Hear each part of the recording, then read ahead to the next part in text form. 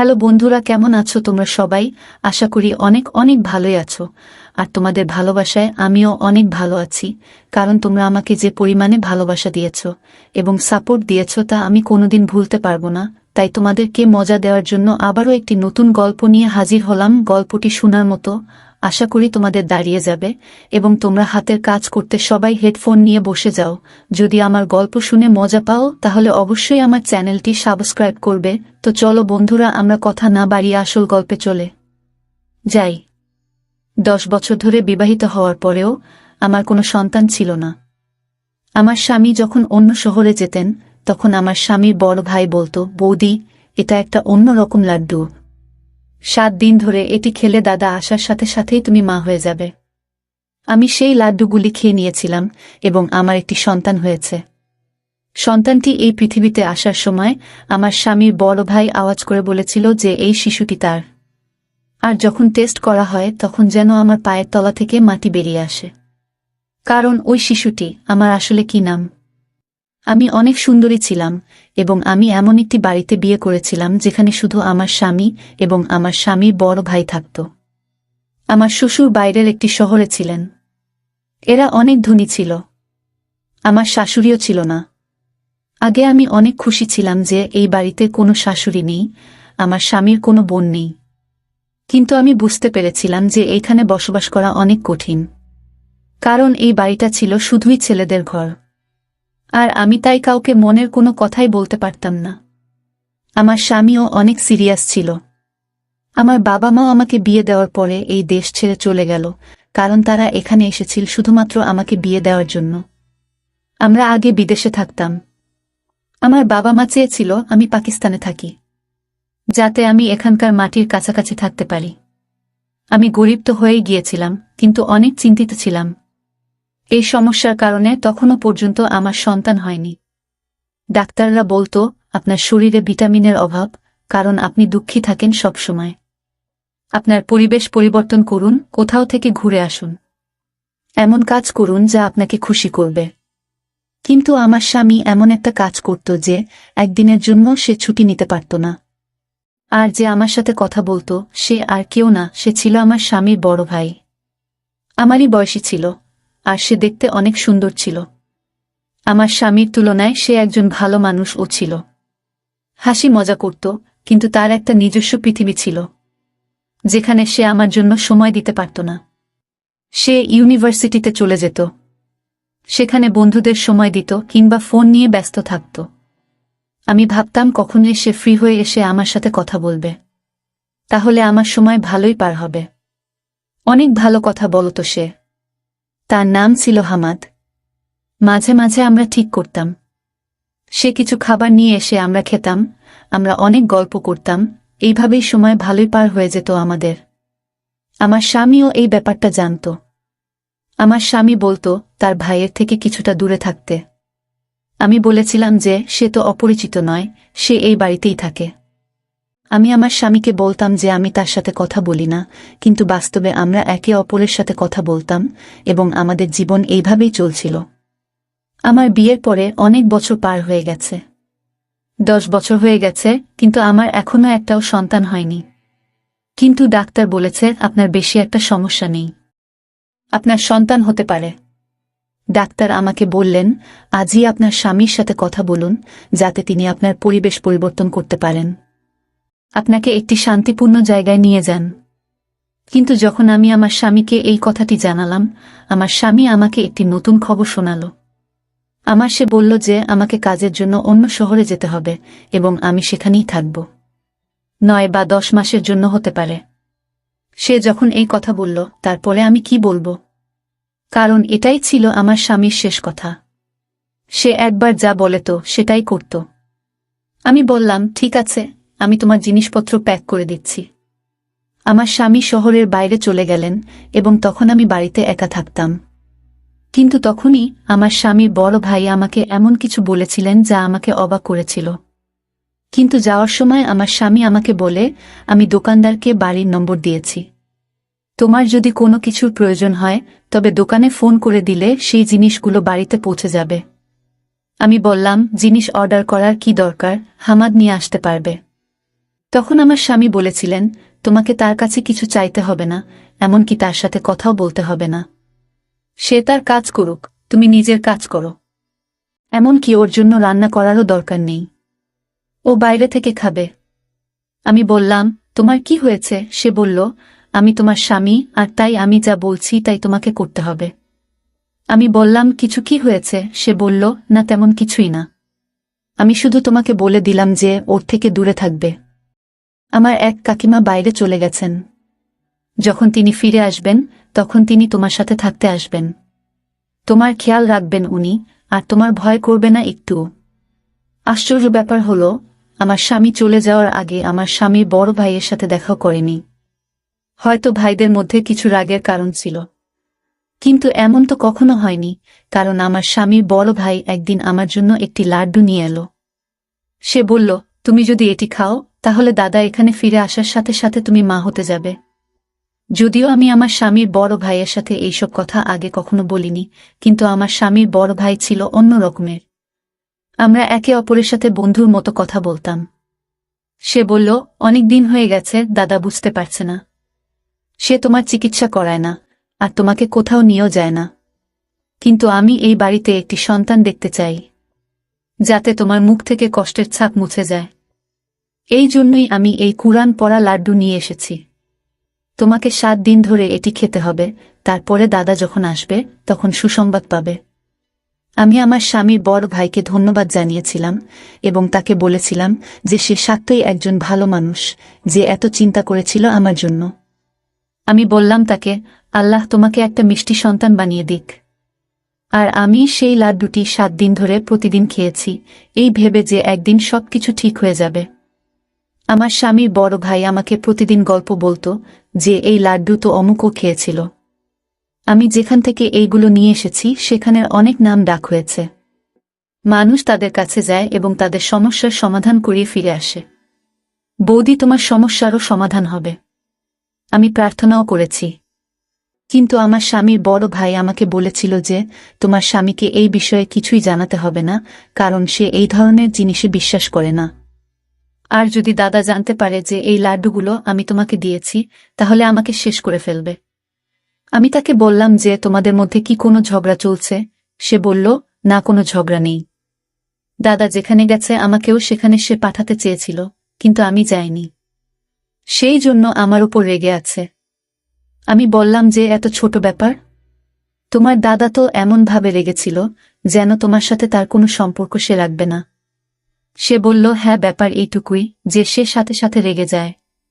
কিন্তু সেই দিনগুলিতে আমি আমার স্বামী বড় ভাইয়ের মধ্যে আরও একটি জিনিস লক্ষ্য করেছি, যা সে আগে কখনো করত না, আর তা হল সে এখন অনেক রাতে বাড়িতে আসে। আমি একা ছিলাম, তাই আমি ওকে বললাম তাড়াতাড়ি আসতে। আমার মনটা কেমন একটা করে, আমি ভয় পেয়ে যাই।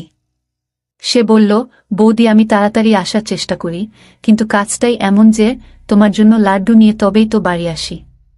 তার জন্য আমাকে সেখানে বসতে হয়। 7 দিন ধরে আমি সেই লাড্ডু খেয়েছি, আর অজুহাত দেখিয়ে আমি আমার স্বামীকে এখানে ডেকে নিয়েছি।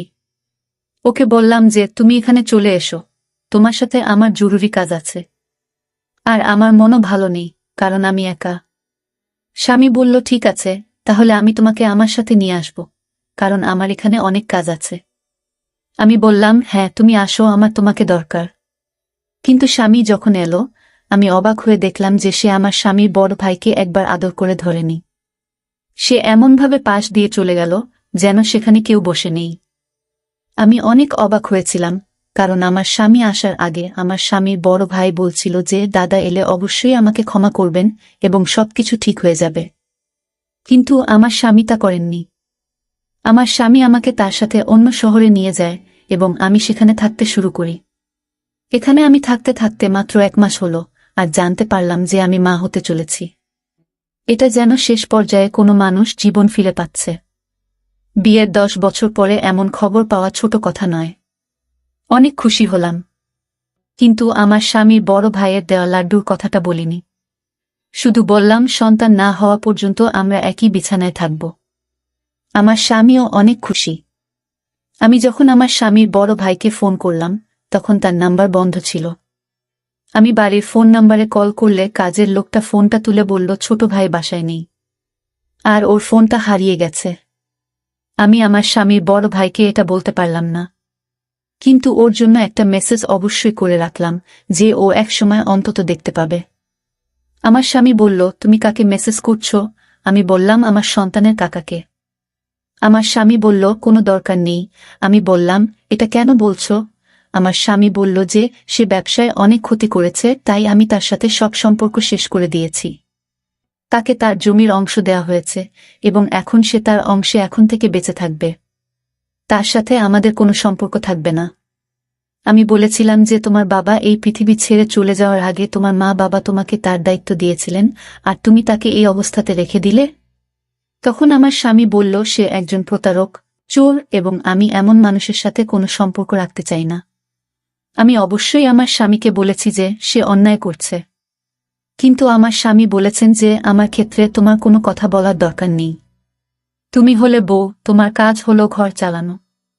আর হ্যাঁ, আল্লাহ তোমাকে সন্তান দিয়ে দিয়েছেন, এখন থেকে তোমার সন্তানের প্রতি মন দাও। আমি ঘরের ও ভাইয়ের ব্যাপারটা দেখব। সে আমার ভাই, তোমার ভাই নয়। যদি তোমার ভাই হতো তাহলে তুমি কথা বলতে পারতে। আমি বললাম যে সে আমার ভাইয়ের মতোই ছিল। আমি আমার স্বামীকে কি করে বলবো যে তার কারণেই আমরা সন্তানের সুখ পেতে চলেছিলাম?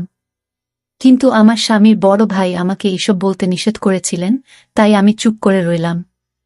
সত্যি বলতে কি, তারপরে আমি আর সময় পাইনি আমার স্বামীর বড় ভাইকে ফোন করার বা তার সাথে কথা বলার। প্রথমত, আমার স্বামী এটা বারণ করত, এবং দ্বিতীয়ত, আমি আমার সন্তানকে কেনাকাটায় এবং খুশিতে এতটাই ব্যস্ত ছিলাম যে আমি কারো কথা ভাবিনি। তারপরে আল্লাহ আমাকে একটি সুন্দর ছোট ছেলে দিলেন। তাকে পেয়ে আমি অনেক খুশি হয়েছিলাম।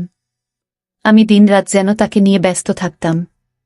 ছেলের যখন 2 মাস বয়স, তখন আমি আমার স্বামীকে বলেছিলাম যে এইবার আমরা বাড়ি ফিরে যাব, কারণ আমি এই ফ্ল্যাটে তোমাকে আর এই সন্তানকে নিয়ে আর থাকতে চাই না। এইবার আমাদের বাড়িতে থাকব। আমার স্বামী বলল যে বাড়িটা এখনো আমার, অবশ্যই আমরা সেখানে যাব, আর আমার ভাই এলে তাকে সেই বাড়িতে তার ভাগের যত টাকা হয় তত টাকা দিয়ে দেব। আমি বললাম, যা খুশি করো, কিন্তু এবার আমি ঘরে যাব। আসলে আমি আমার সন্তানকে তার প্রিয় কাকার সাথে দেখা করাতে চেয়েছিলাম, কিন্তু আমাদের বলা হয়েছিল যে বাড়ি বন্ধ আর আমার স্বামীর বড় ভাই নেই।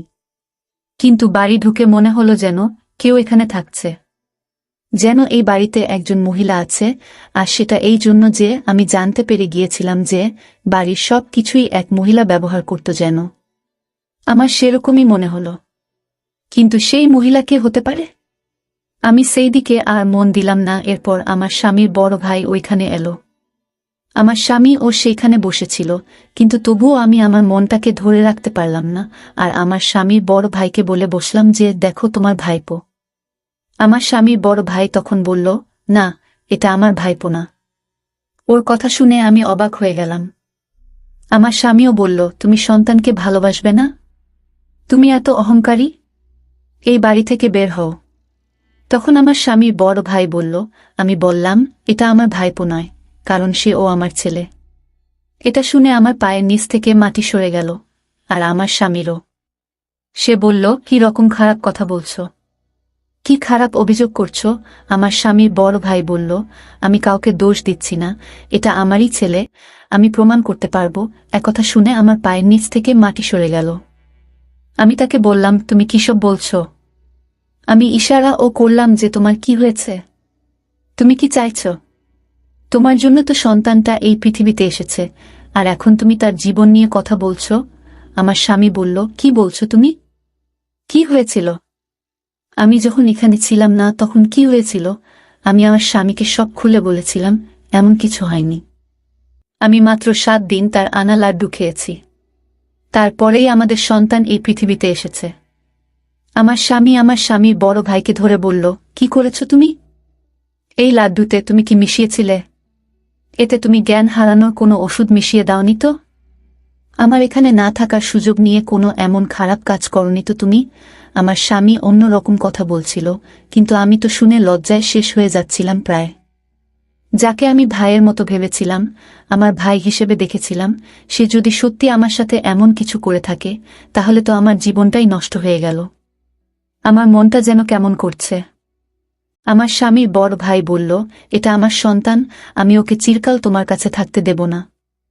সে বলল, তুমি পরীক্ষা করে নাও। কিন্তু আমরা নিশ্চিত ছিলাম যে শিশুটি আমাদের। পরীক্ষার কোনো প্রশ্নই ছিল না, আর যদি ডিএনএ টেস্ট করানো হয় তাহলে ফলাফল কি হবে? আমার স্বামী বলেছিল যে সে ডিএনএ পরীক্ষা করাবে। আমরা সবাই তখন হাসপাতালে পৌঁছলাম এবং সাথে সাথে পরীক্ষা করিয়ে নিলাম, কিন্তু রিপোর্ট পেতে 2 দিন সময় নিয়েছিল। শুধুমাত্র আমি জানতাম যে কিভাবে আমি 2 দিন পার করেছিলাম। আমার স্বামী আমাকে অদ্ভুতভাবে দেখতেন। আমাকে বারবার আমার স্বামী একই কথা জিজ্ঞেস করত, আমি যখন বাসায় ছিলাম না তখন কি হয়েছে? কোন ঘরে তুমি ঘুমাতে? কোন সময় ঘুম থেকে উঠতে? রাতে কি মনে হতো যে তুমি জ্ঞান হারিয়ে গেছ? আর তোমার কোনো জ্ঞান নেই? তুমি কি ঘুমের সময় ঘরের দরজা ভিতর থেকে তালা দিতে? আমি আমার স্বামীর প্রশ্নে বিরক্ত হলাম। আমি তাকে বললাম, আমি এমন কিছুই করিনি। কিন্তু ততক্ষণে রিপোর্ট হাতে এসেছে। যখন রিপোর্টের খাম খুলে ফলাফল দেখা গেল, রিপোর্টটি আমার স্বামীর হাত থেকে পড়ে যায়। কারণ রিপোর্ট অনুযায়ী এই শিশুটি আমার স্বামীর নয়, আমার স্বামীর বড় ভাইয়ের। আমি মাটিতে বসে পড়ে কাঁদতে থাকলাম। আমার স্বামী আমার দিক থেকে মুখ ঘুরিয়ে নিল। আমার স্বামীর বড় ভাই বলল, আমি তোমাদের সাথে কিছুই করিনি, তোমাদের আমি সব বলবো। ডাক্তার বৌদিকে বলেছিলেন, তোমার এত সমস্যা নেই, চিকিৎসা করা যায়, কিন্তু তোমার স্বামী কখনো তোমার চিকিৎসা করিয়ে দেয়নি। তাই আমি তোমাদের জীবনে সুখ দিতে চাই। বৌদি, তোমার চিকিৎসা করাতে চেয়েছিলাম, কিন্তু আমি একটা মেয়ের ভালোবাসায় পড়েছিলাম, তাকে বিয়ে করেছিলাম। তাই টাকা চুরি করেছিলাম। কারণ সে অনেক অসুস্থ ছিল, কিন্তু তারপরেও সে আমাদের সন্তানকে এই পৃথিবীতে নিয়ে আসতে চেয়েছিল। আমার সাথে দাদার ঝগড়া হলো, আর এই কারণে দাদা আমার থেকে সবকিছু কেড়ে নিল। সেই মেয়েটিও, যাকে ভালোবাসতাম, সেও এই পৃথিবীতে বেঁচে থাকেনি। কিন্তু আমাদের সন্তান এই পৃথিবীতে এলো। এবং সেদিনই জানতে পারলাম, বৌদি, তুমি একটি মৃত সন্তানের জন্ম দিয়েছিলে, তোমার সন্তান এই পৃথিবীতে আসার আগেই মৃত্যুবরণ করেছে। লাড্ডু জিনিসটা ছিল একটা অজুহাত। তোমাকে ওই লাড্ডুতে ওষুধ মেশায় দিতাম। ওই ওষুধটা অনেক স্পেশাল ছিল, আর অনেক দূর থেকে আনা হয়েছিল। আর আমি নিশ্চিত ছিলাম এটা অবশ্যই একটা প্রভাব ফেলবে, আর সেটাই হয়েছে। তুমি এটাকে ভাগ্য বলো বা যাই বলো। তুমি সন্তান তো পেয়েছিলে, কিন্তু তোমার সন্তান ছিল অনেক দুর্বল। পৃথিবীতে আসার সাথে সাথেই সে এই পৃথিবী ছেড়ে চলে গেল। আমি ওই মতো শিশুটির জায়গায় আমার সন্তানকে রাখলাম, কারণ আমি তোমার ভালো চেয়েছিলাম। আমি এই উপকারটা শুধু তোমার জন্য করছিলাম বৌদি, তোমার স্বামীর জন্য নয়। ঠিক তখন জানতে পারলাম যে তোমার স্বামী আমার প্রতি কোনো উপকার তো করেইনি, তার উপর আমাকে সম্পত্তি থেকে সম্পূর্ণভাবে বের করে দিয়েছে। তাই প্রতিশোধে শেষ হয়ে যাচ্ছে, আমি তোমার কাছ থেকে আমার সন্তানকে কেড়ে নিতে এসেছি। আমি আমার সন্তানকে ছাড়া বাঁচতে পারবো না, কারণ এখন আমার সবই আছে। তোমার স্বামী তার নিজের নামে সব নিয়ে নিয়েছে। আমার স্বামীর বড় ভাইয়ের চোখে পানি ছিল, সে অনেক কাঁদছিল। আমি তাকে বললাম যে আমিও একে ছাড়া বাঁচতে পারবো না। আমি আমার স্বামীর বড় ভাইয়ের পায়ের কাছে বসলাম এবং তাকে বললাম যে তুমি সবসময় আমাকে সাহায্য করেছ। এই শিশুটিকে আমাকে দাও, আমি তাকে আমার সন্তান মনে করেছি। আমি তাকে 3 মাস ধরে মানুষ করছি। তুমি আমার অনেক উপকার করেছ। আমি যদি জানতে পারতাম যে আমার সন্তান পৃথিবী ছেড়ে চলে গেছে, আমার কোল খালি থাকলে আমি ঘটনাস্থলেই শেষ হয়ে যেতাম। তার এই পৃথিবী ছেড়ে চলে যাওয়াতে আজও আমি দুঃখিত, কিন্তু এই সন্তানটা আমার হাতে আছে। তাই আমি বেঁচে থাকার কথা ভাবছি। আমি আমার স্বামীকে বললাম, তুমি কেন এমন করলে? তাকে ক্ষমা করে দাও। সে যা করেছে ভালোবাসার জন্য করেছে। তুমি সবসময় তোমার কাজে ব্যস্ত ছিলে। তুমি কখনো আমার দিকে তাকাওনি, আমার চিকিৎসাও করাওনি। তোমার ভাই আমার সাথে সবসময় ভালোই করেছে, কিন্তু সে তো চাইলে আমার সাথে খারাপও করতে পারত। তুমি যা আশা করছিলে, কিন্তু তবুও সে আমার সম্মান রক্ষা করেছে। আমার জন্যই সে এইসব করেছে। এমনকি আমাকে তার সন্তানও দিয়েছে। আমার স্বামী বলেছিল, তুমি তোমার সন্তান আমাদের দিয়েছ, তাহলে আমি কেন তোমাকে অধিকার দিতে পারবো না? তুমি যা চাও আমি তোমাকে দেব, কিন্তু আমার একটা শর্ত আছে। আমার এবং আমার স্বামীর বড় ভাইয়ের মুখ লাল হয়ে গেল। আমার স্বামী আবার এমন কথা বলছেন। আমরা অবাক হয়ে গেলাম। তিনি বললেন, শর্ত হলো তোমাকে সারা জীবন আমাদের সাথে থাকতে হবে, যাতে তুমি তোমার সন্তানের সাথে থাকতে পারো আর আমি আমার ভাইয়ের সাথে। আমাদের চোখে পানি এসে গেল। আমরা কাঁদতে থাকলাম। সন্তানটাকে আমার স্বামীর বড় ভাইয়ের দিকে এগিয়ে দিয়ে বলল, এখন থেকে বৌদি এই সন্তানের মা, তুমি আর আমি তার কাকা। সে যেন কখনই না জানে যে আমি তার বাবা, তার মা এই পৃথিবীতে নেই। আমি তাকে ধন্যবাদ জানালাম এবং সেই শিশুটিকে ধরলাম যে সে আমার নিজের সন্তান। 4 বছর হয়ে গেছে। আমার ছেলে 4 বছর বয়সী, অনেক খুশি। সে আমার স্বামীকে বাবা ডাকে এবং আমার স্বামীর বড় ভাইকে কাকা বলে। সৃষ্টিকর্তা আমাকে আবার আশা দিয়েছেন। আমি অনেক খুশি এবং আমাদের জীবনে অনেক ভালো খবর এসেছে যে আমরা আজ সন্ধ্যায় আমার স্বামীর বড় ভাইয়ের জন্য মেয়ে দেখতে যাচ্ছি।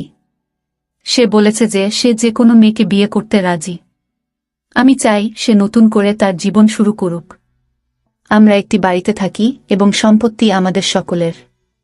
এটি ছিল আমাদের আজকের গল্প। বন্ধুরা, আজকের ভিডিওটা এখানেই শেষ করলাম।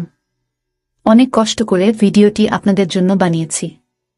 যদি ভিডিওটি আপনাদের ভালো লেগে থাকে তাহলে একটা লাইক করবেন এবং চ্যানেলটি অবশ্যই সাবস্ক্রাইব করবেন। এই আশা ব্যক্ত রেখে আপনাদের কাছ থেকে বিদায় নিচ্ছি আমি।